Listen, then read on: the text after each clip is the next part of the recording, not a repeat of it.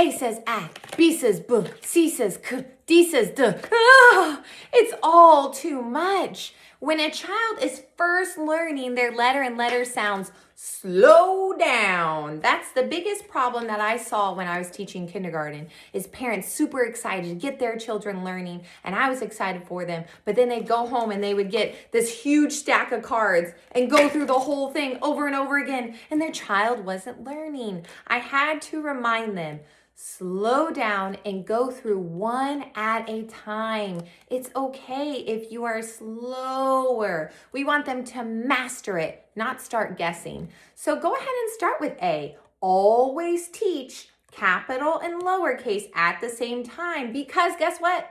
When you read, you are having to read both upper and lower cases.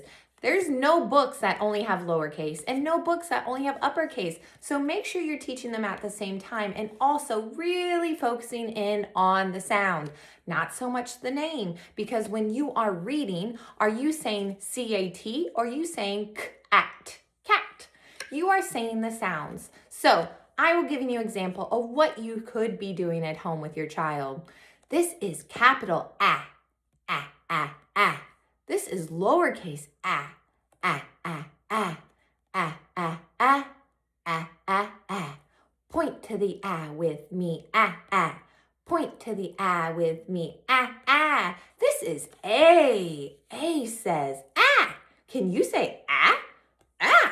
Let's write the A in the air. Woo, woo, woo, a. Woo, a. Ah, let's try and think of some words that start with a. Alligator. Or apple, yummy apple. Very good. You can focus on this for a week, doing lots of activities only with the a sound. All right, you can color pictures that start with a. You can find items around the room that start with a. You can write a on some note cards and hide them around and find them. You can trace them in sand or in whipped cream. Lots of a. There's even books specifically for the letter a. Once your child has mastered that, then start adding them on. All right, so let's say the next word that you're going to do is E. All right, so then you will say, we know this one, right? This is a, capital A, lowercase a. Very good. This is our new sound. Ooh, this is capital E and lowercase e.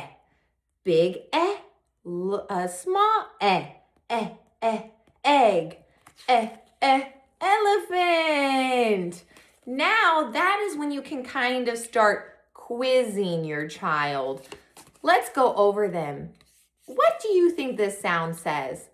Ah, you're right. And then bring out the new card.